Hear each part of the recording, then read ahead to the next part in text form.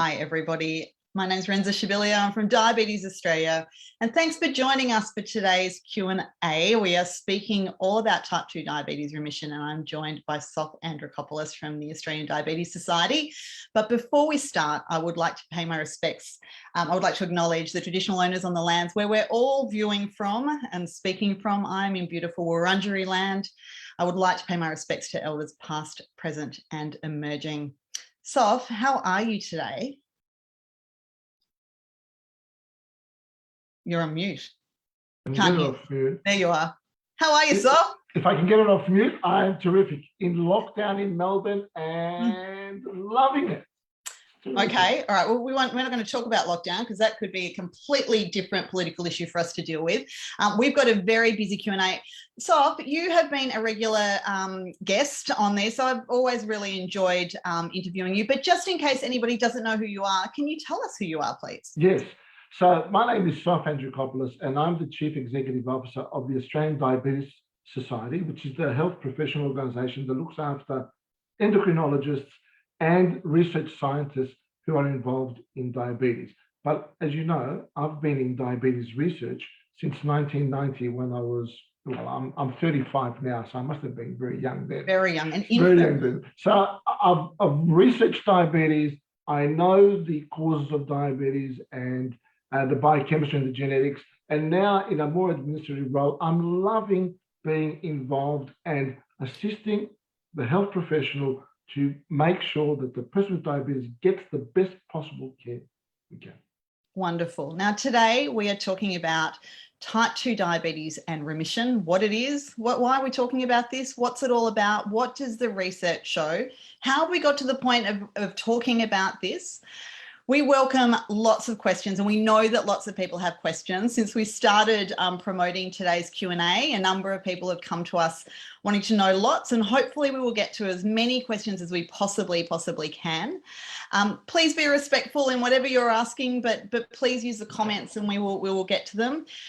If I say diabetes, I'm talking type 2 diabetes today. That's what we're talking about. A couple of weeks ago, we spoke with John Wentworth about type 1 diabetes and prevention around that, which was super interesting. Today, though, we're talking about type 2 diabetes. Okay. So please do bring your questions so that we can address them. But let's just get some facts. Yeah, right? Good place. Now, the latest, as you know, the latest NDSS national snapshots have shown that there's 1.22 million Australians living with type 2 diabetes. Yep.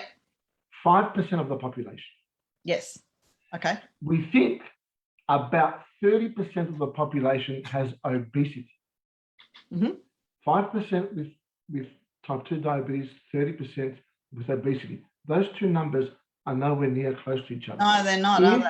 Type 2 diabetes was a purely lifestyle condition, situation, purpose, then those two numbers should be closer.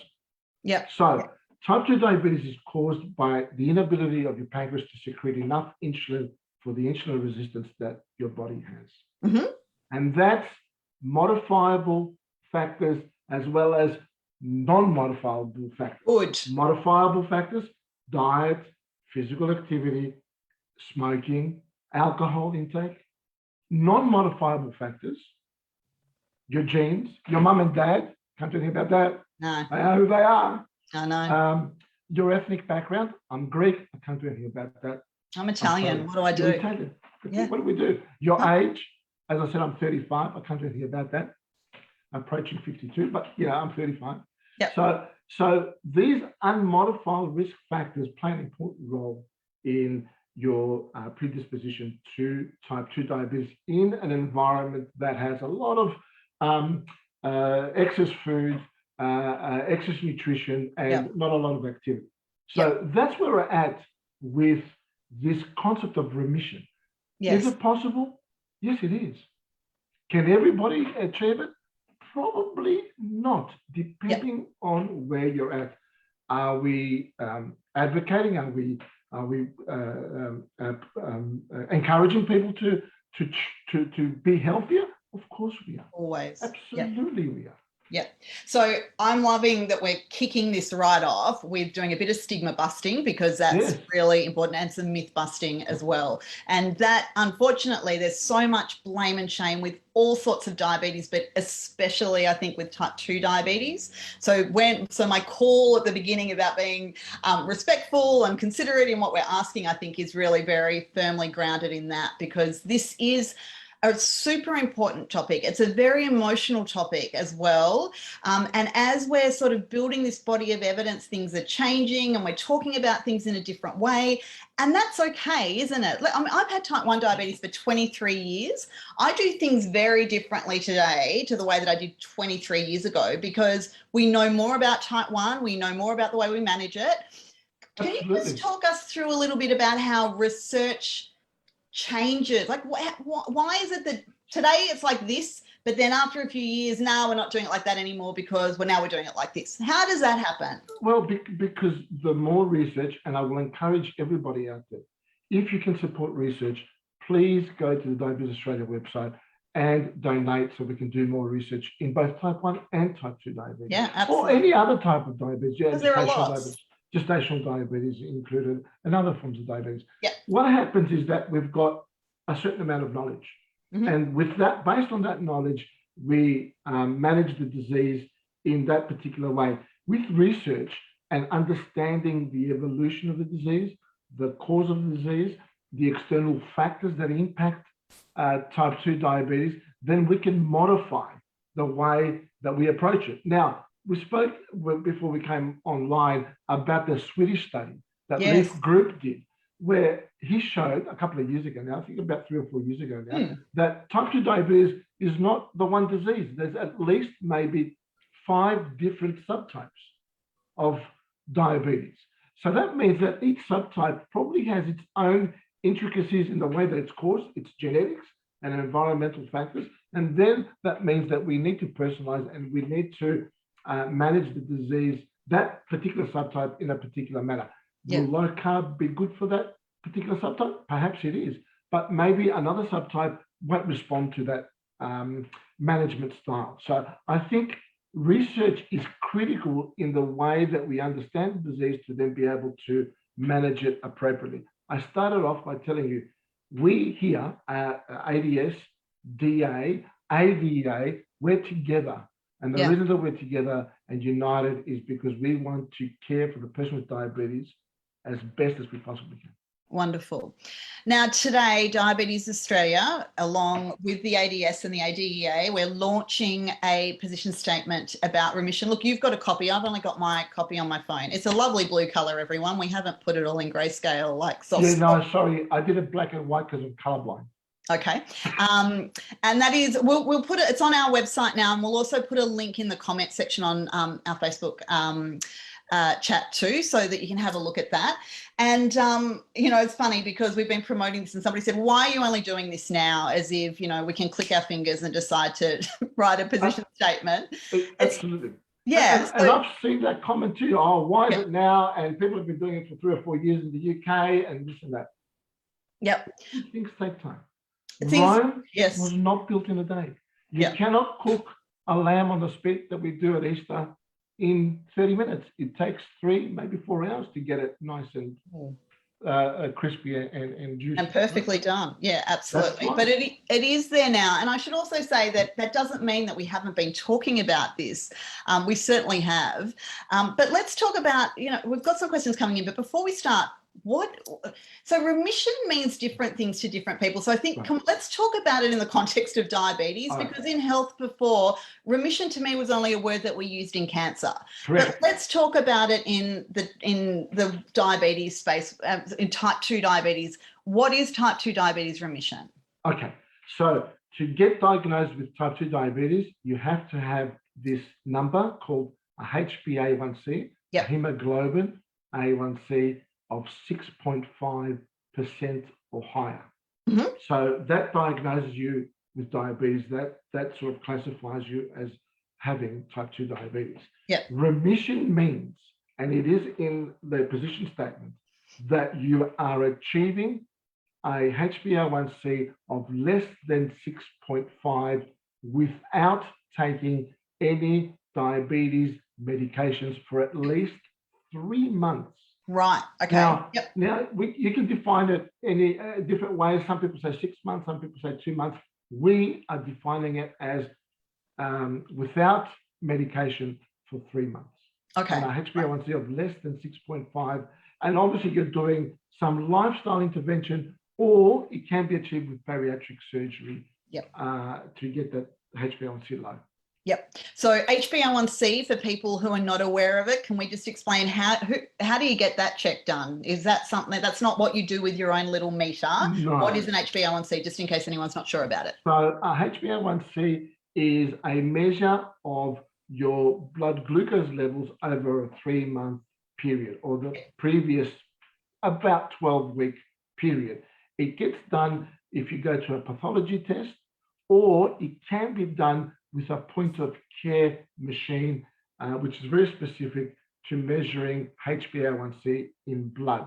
So your GP can order it. Sometimes you can actually, there are access to machines that can actually do it as a point of care, but usually you do it with your blood tests. Yeah. With your GP. Yep. That's right. Or your endocrinologist. Yes. So HbA1c, everybody write that down if you're not sure about it, and ask. So this is something that I just want to put in here. As a person with diabetes, knowing your numbers, we always say, and we truly believe that we are not all about our numbers, but understanding those numbers is really important. Keeping a record so that you can compare how you're going from one check to the next. So if you don't actually have a record of your HbA1c, ask the doctor who is writing those pathology requests for them, so that you can see, a date and when you had, what the result was, and keep an eye on it, because I think that's super, super important. We've got comments coming in everywhere. Can I ask you something? Somebody wants to say, or somebody said, okay, I've had diabetes for 30 years, type 2 diabetes for 30 years. I take insulin injections once per day. My HbA1c is 7.5. Now, they've said, can I ever reverse? We're not using the term reverse. We're using the term remission. So can this person ever go into remission? And then we're going to talk about why we don't say reverse and cure, because words matter. So could this person possibly go into remission? Look, without knowing your, personal circumstances, you've had long-standing diabetes, you're an insulin, you've got a HbA1c of 7.5. If you have spoken with your diabetes healthcare team, and that's the level that you think, I was going to say target, but we don't want to use the word target, but that's where you think the right HbA1c is, then that's great, terrific. If you think that you can improve your lifestyle a little bit, sure thing, absolutely, go for it. What we know about remission is that it's more achievable in people who have had diabetes for about less than 5 years. That's when it's more achievable. The position statement is very good, and I'll tell you why the position statement is very good, because it's realistic, and it tells you, please don't feel that you need to achieve remission when your circumstances may not allow that. But you can improve your lifestyle, and if you do that and you feel better about it, wonderful. Yeah. The first comment that I got here that I think is really important, and we sort of addressed this, that the biggest concern about remission is that there could be blame for people who can't actually achieve that. So let's talk a little bit about that, because I think that, the idea that everybody is going to be able to do anything to do with their diabetes, whatever that might be, that's not the way it works, because there's no rule book. Now, we know there are great stories of people who have worked out what works for them. They've gone ahead and done it, and the result has been that their type 2 diabetes has gone into remission. I just want to say this from now. I love hearing stories about people, whatever type of diabetes, who have worked out what works for them and they do it. I think that that's always a great news story. But what happens if somebody is doing all the things that we're talking about how you might go into remission, and they don't achieve diabetes remission? What can they do, and how can we make sure that we're not blaming people for that? Well, I think we need to set it up properly, right? To say that remission may not be for everybody and may not be for all circumstances, and it certainly may not be achievable, particularly if you're on insulin. And the position statement actually addresses that. Yeah.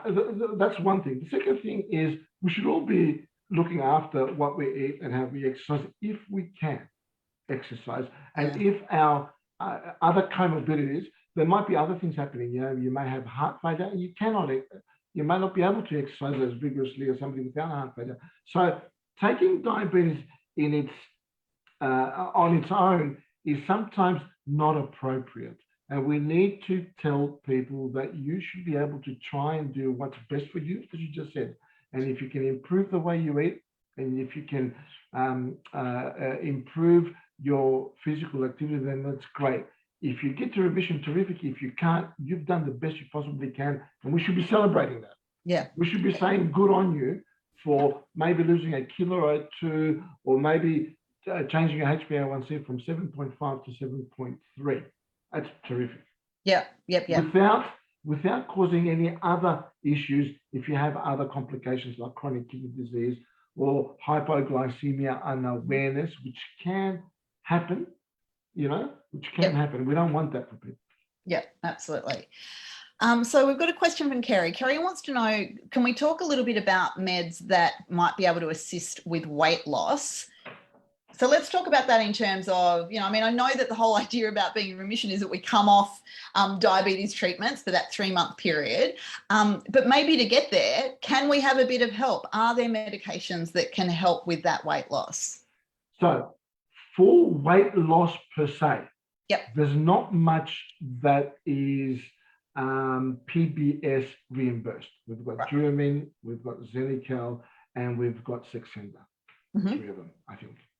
There are off-label drugs that can be used to achieve weight loss. What does that mean? Tell us what we mean when you say off-label. These are drugs that either are not PBS, there are non-PBS listed drugs that can achieve weight loss, Contrain, and others. There are off-label drugs that you need to do it with a specialist, like topiramate, and topiramate with phentermine sometimes is used to achieve weight loss. We've got semaglutide coming on as well as other drugs coming in the pipeline. There are drugs to manage your appetite, which should help in somebody losing and indeed maintaining that weight loss.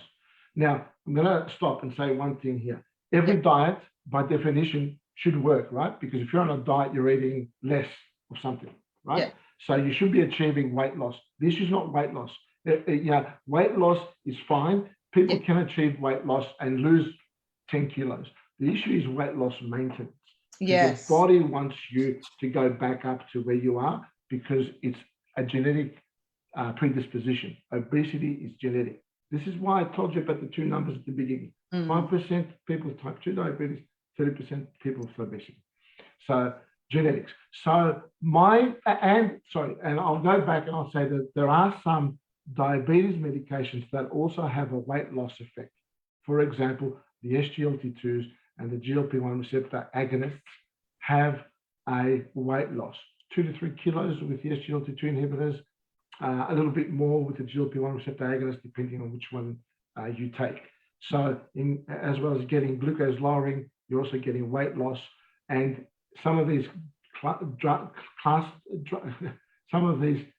of drugs also have a benefit for kidney disease and heart disease. Yep. Okay. Good. So the drugs and medication situation is really complex. That's a really important conversation to have with your healthcare professional. Yes, indeed. And asking about side effects. I mean, some people are on other medications for other conditions that contribute to weight gain. So there's always, So we know things like antidepressants can increase your weight. If you're on glucocorticoids, that can affect your blood glucose levels quite significantly. And we see this now with COVID situation where glucocorticoids are being used to manage COVID, but that has the side effect of freaking out your blood glucose levels. Yeah, fantastic. Now we've got a question here. This is something that we've heard a little bit. So So Alan wants to know, he says, why is Australia behind the UK, which has been talking about remission for more than 3 years now? Yeah, so look, like I said, I don't think we're behind. Yep. I think we're waiting to get the right information, the right data. Because the worst thing I want to do as the chief executive of the ADS and as part of the Diabetes Australia family is to give you misinformation or not complete information. So we're not behind at all. We're actually tracking this stuff. And we think that this is the right time to put a position statement together and provide it to people with diabetes with the appropriate information. Yeah.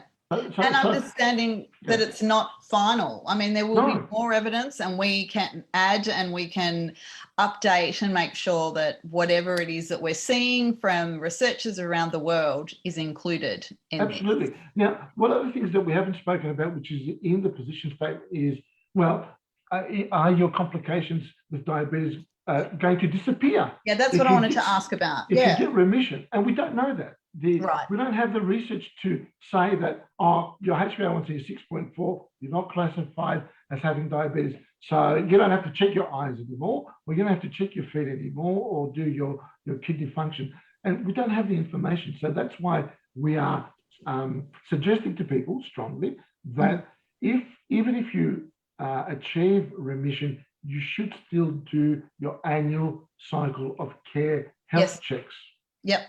Yep. So can we talk a little bit about what is in that annual cycle of care so people know? So yes, you have achieved type 2 diabetes remission and you think you're never going to need to talk to a doctor again. Not true. So what is in that annual cycle of care? What do you need to do, and what do you need to remember that you need to have done? Well, I think you need to do a HbA1c. Now, I told you from the beginning, we've got modifiable risk factors and unmodifiable risk factors or non-modifiable risk factors. You can't change your genes. And we know that type 2 diabetes is caused by a genetic defect in your beta cells to secrete insulin. You can't fix that at the moment. We can't. So that's why we talk about remission, because what we've done is with an intensive lifestyle, we've managed the disease so well that our HbA1c is below the 6.5 cutoff. But that doesn't mean that it's not still there. So you still need to do your HbA1c test. You still need to go and do your eye checks. You still need to go and do your kidney function checks. Yes. You still need to do lipids. You still need to get your blood pressure measured. You still need to do your foot checks. Yep. You need to do your foot checks because we know that we can prevent amputations. We also know that we can prevent blindness, as you know. 95% of blindness due to diabetes can be prevented if we act early. Yep. Now, let's talk about, so you sort of said that this might be one of those questions that we don't know all that much about, but how long can remission last? Is this going to be something that it's forever, or could it be that we don't know, do we? Sure. I mean, you can be, if you can control your weight, if you can manage your weight, and if you can keep eating really, really healthily and maintain, you may be one of the lucky people that can be in remission for a very, very, very long time. What we know from the studies, and these are clinical studies, they're not real world. What we know from the clinical studies is that with time, the rates of remission do reduce. The people who achieve remission get smaller and smaller with time. But that doesn't mean that you may not be lucky for whatever reason, and you're diligent with your in your lifestyle, that you can be in remission for a very long time. But I will emphasize again, please do not forget to do your annual checks. Absolutely. Even if you're in remission. And stay registered with the NDSS. That's really, really critical. Absolutely. Now, Sof, you said before there are 30% of people in Australia who live with obesity. Correct. But there are 5% of people in Australia who have type 2 diabetes. Correct. And some of the people with type 2 diabetes don't live with obesity, right? Correct. So that's right. Exactly right. Yeah. So my question is if somebody is not living with obesity or overweight and they have an HbA1c of above 6.5 and they are on medication, And they do have, all of those things that we would say, these are the things you need to think about, what you're eating, how much you're moving, and they're doing all of that. What does that mean? Does that mean that remission is off the table for them, or still there? It's a really difficult one, right? Because you may have what we call visceral fat, or fat within around your organs. And if you can reduce that visceral fat, you may be able, even though you're not clinically obese, you may be able to get an improvement in your HbA1c. Now, there are people who have a very strong gene load. I'm going to call it a gene load of genes that cause beta cell dysfunction. And so the primary cause of, like the really big cause of your type 2 diabetes is because your beta cells have this really huge genetic load that makes them susceptible. And for those people, remission may not be possible. That's why we're talking, we shouldn't give false hope. Yes. And we should tell people, try and be as healthy as possible, try and do exercise as best as you possibly can. If you don't achieve remission, that's fine. That's absolutely fine. And we should be congratulating, and we should be applauding you and celebrating the fact that you may have reduced your HbA1c from 7.5 to 7.2, let's say 7.1. That's great. Yep. Any management, any reduction or in weight or HbA1c should be celebrated. Yep.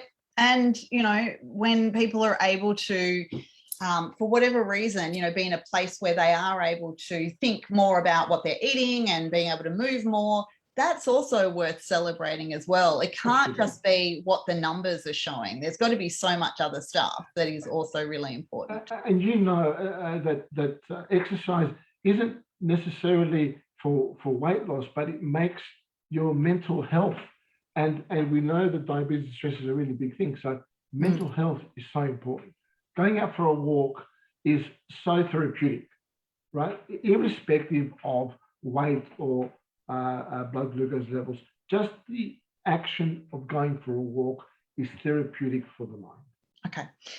Now, so if we're going to now talk about different sorts of diets, because when we're talking about people going into remission, it's usually we're talking about very low calorie diets. We're talking about, often people say that they achieve this by following a really strict, and strict doesn't mean bad, so I'm using that language to say that that's what they're following very stringently, or to the letter, low carb or paleo diet or keto diet. Do you have to, is that the only way that you can lose weight and therefore go into remission? Or are there other ways as well, other diets that might work for people?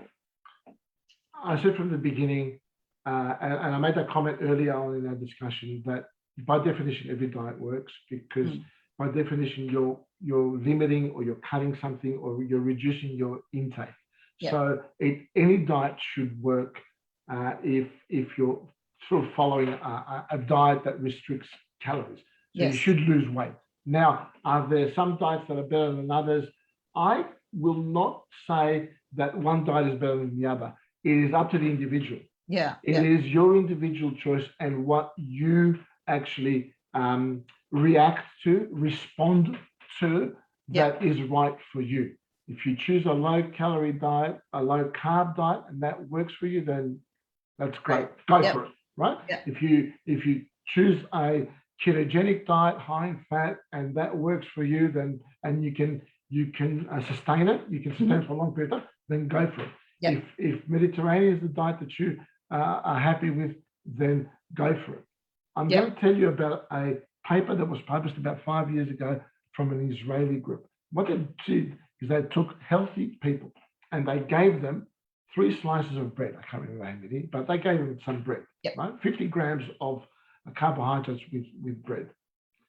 Some people responded like this in their blood sugar. Some people responded like this in the blood sugar. And they were healthy people, right? They were healthy people. So the way that you are going to respond to a banana or a slice of bread may very well be different to the way that I respond. That's why I say to people, the right diet for you is the one that you can stick to. Adherence is adherence. Don't use that word. No, that's not use the word. Yeah. That you can maintain for a long period of time. That's the right diet for you. And that you can afford, and that you can enjoy. I think that's something that's kind of important too, right? Is actually, and this, we should probably declare that Southern European bias that we have, where we, food is a celebration and a joy, and we very much believe that. But I genuinely believe that we should enjoy what we're eating. You should enjoy food. Yeah.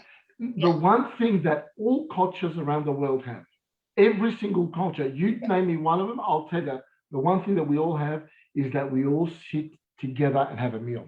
Yeah. Regardless of which culture. It's tribal. It's part of our DNA to sit together. It's a belonging, right? You belong to the tribe. Yeah. You sit together to have a meal. And it's enjoyable, and you should enjoy it. So the diet that you choose should be enjoyable as well as beneficial to your health. Yeah, absolutely. So let's talk a little bit about that, because I know that, and we are going to talk low carb just for a minute, because there is so much discussion around this. Diabetes Australia launched a low carb position statement. I'm going to say like 3 years ago, but I have no concept of time anymore because of COVID. So at some time in the last 3 or 4 years, and we will link to that, but it's in the position statement section of our website. Low carb is something that we speak about a lot. It generates a lot of interest and discussion in both the type 1 diabetes and the type 2 diabetes world. There are some people who they have found their thing, and it is low carb. And again, all the power to people who find what works for them. We love that. But what I wanted to ask you around that is so, you did say that that's not necessarily the only way.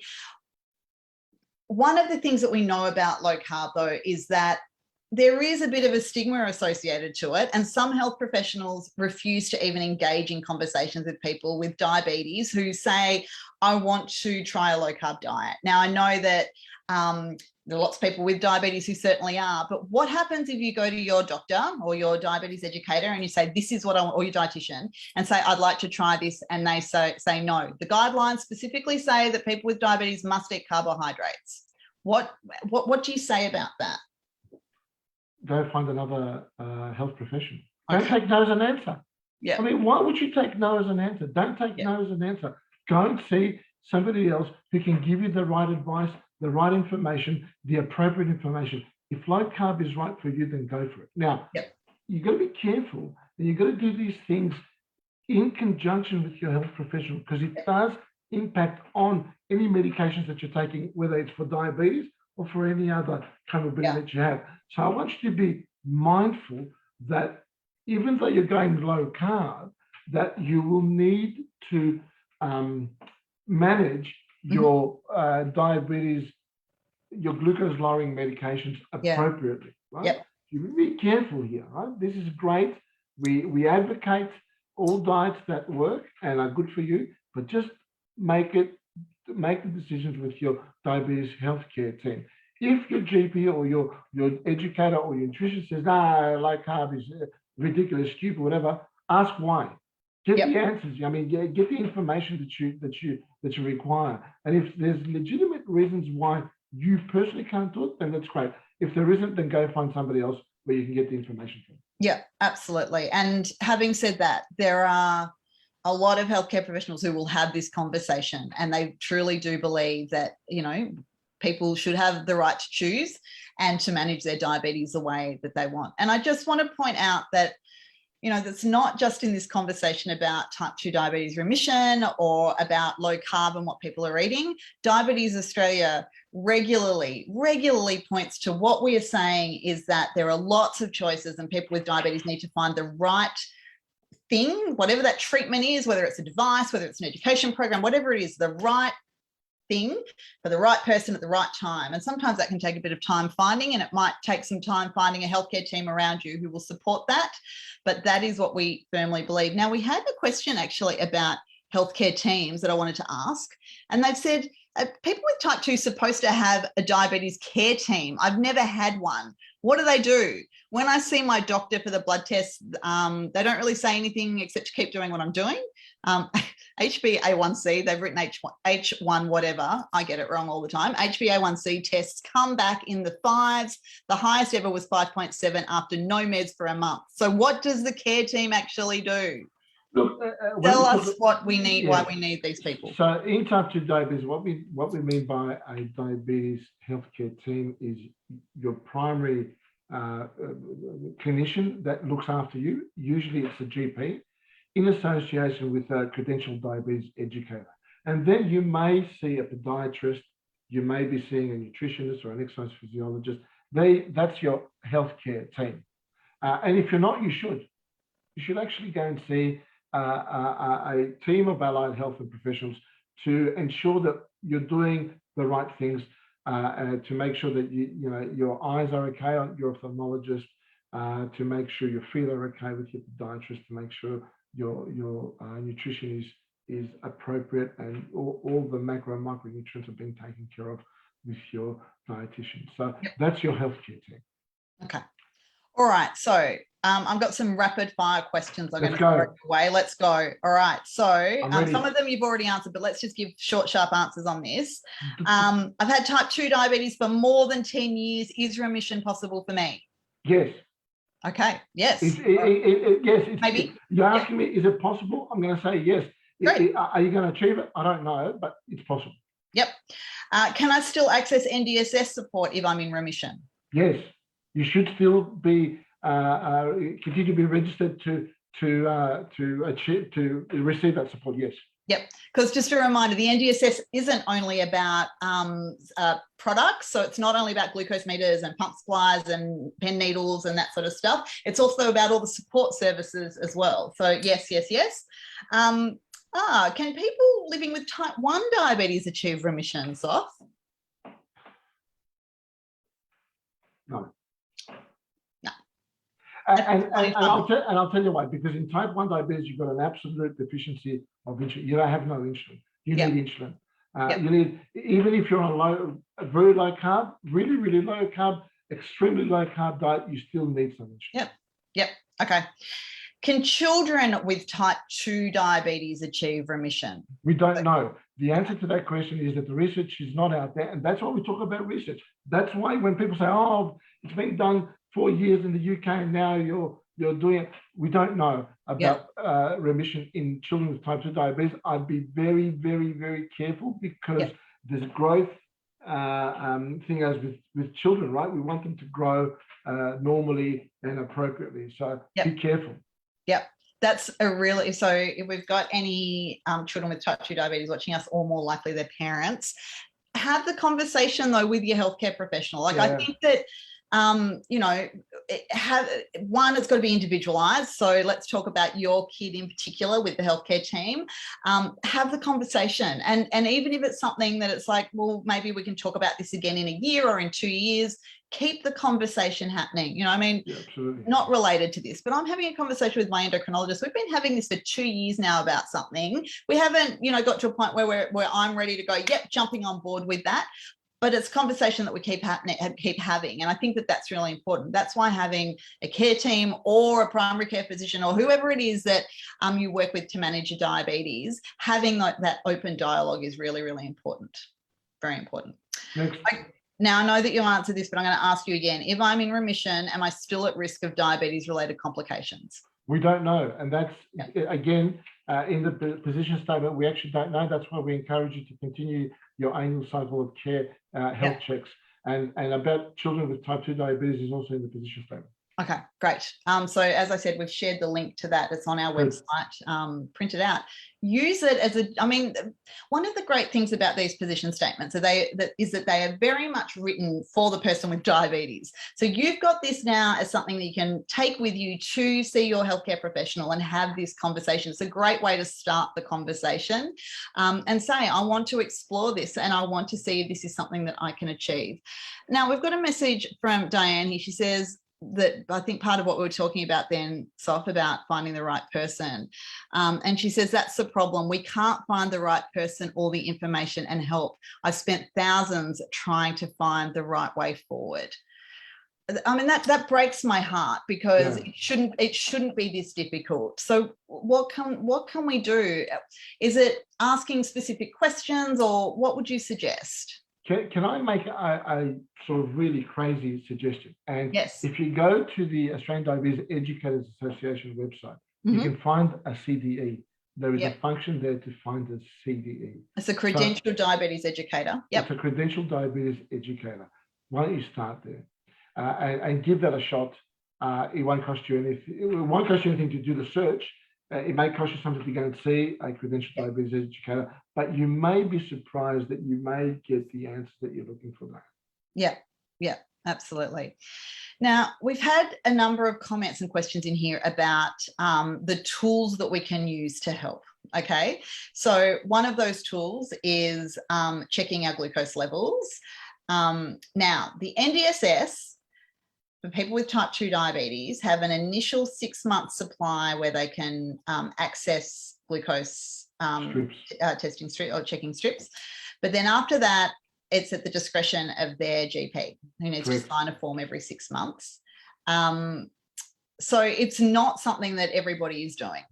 And so we've got a specific question here from Greg, and let's talk about this. So because we have to think about things within the framework of what we have available and what tools we have. So Greg says, if we check ourselves after every new meal type, do you agree that it is a way to discover foods that don't spike our own blood glucose levels, and then we might choose to avoid them in the future? So how do we do that, though, if we don't have the subsidized tools to do that? What do you say about that?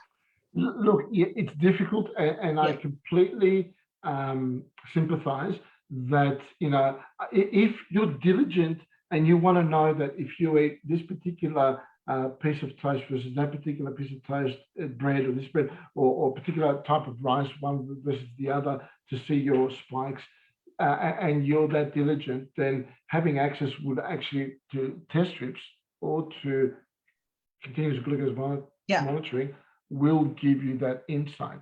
Short of that, the HbA1c that you can do every 3 months will give you an average of that 3-month period, and that, if you keep a good diary, should be able to give you a reasonable idea of what's going on with your nutrition and your physical activity. I can't help you. I'm sorry. At the moment, we can't. I'm sorry. So and we are advocating. We are advocating. Yeah, we are. Yeah. Can I make 2 points about that? One, can I just correct myself there? It's not all people with type 2. If you have type 2 diabetes and you're on insulin, you have access to glucose strips. It's only if you're not taking insulin or medication that lowers glucose levels. But again, every 6 months, it's a conversation you can have with your GP. So if you say, look, can I please have access for this reason, then that's a conversation you can have, and your GP might actually say yes, because we're doing it for a reason. And this is part of the issue, I think, around any sort of check or test that we do when it comes to any health condition. It only makes sense if you know why you're checking, and then you're going to do something with the results. Otherwise, it's just numbers flying around in the air. Exactly. So if you can say, this is why I want to do it, and this is what I'm going to actually do with it, your GP is going to be far more open to having that conversation. Have the conversation. Yeah, I think so. And I should sort of correct myself too and say, go and have the conversation with the GP, and you'll be surprised they'll sign and you can get another 6 months worth of blood glucose test strips to do what you were actually talking about. Can I check myself after I have a particular type of meal and see whether I can find foods that are better for me, for that individual, for that person? Absolutely. So we're going to say again, if you have type 2 diabetes and you achieve remission, stay registered on the NDSS for a number of reasons. One, you may still want information about type 2 diabetes. Join KeepSite so that we can send you reminders to have your eye checks. KeepSite is a brilliant program. We're going to put a link to that down there. And if you haven't registered yet, it's free to register. It literally takes 2 seconds, but you need an NDSS number, and it will remind you when you need to go and get your eye check next time. Also, you'll get information about other things that you need to be screened for. So that Foot forward. Foot forward, yes. absolutely. Yes, absolutely. Sorry. So there, don't think I'm in remission now. I don't need to think diabetes. I don't need to read about it. I don't need any other information about it. Stay registered on the NDSS to stay informed. This is about staying informed as much as anything else as well. And supported, informed and supported, right? You've got support there. Yep, absolutely. Yep. Okay, good. All right. Sof, oh my goodness. I think we've still got lots of questions, but I think we've answered sort of most of them in here, and it's important. I'm thrilled we're having this conversation. Yes. We've launched this position statement. We're probably going to get another bazillion questions, so I reserve the right to invite you back to have another conversation in a few months, and I know that you'd love to do that. So see, look at that. I love it. I love talking about this. This is critically important. Wonderful.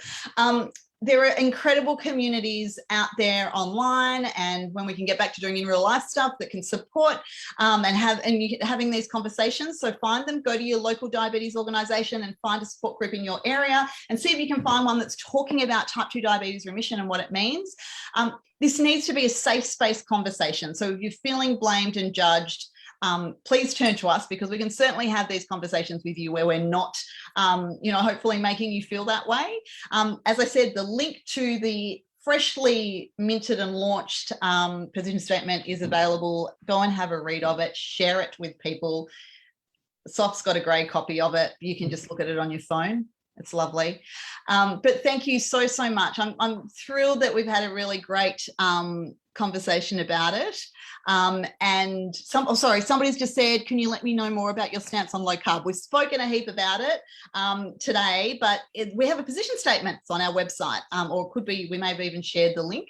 But again, I just want to reiterate, finding what works for you, that is the right thing. People with diabetes should be supported with their choice of what works for them. So please, if you're finding that you're struggling with, health professionals not supporting that, see if you can find another one. Come talk to us, we can help you. But thanks so much, Sof. As ever, it is always delightful to speak with you. Thank you, Renza. Have a good afternoon.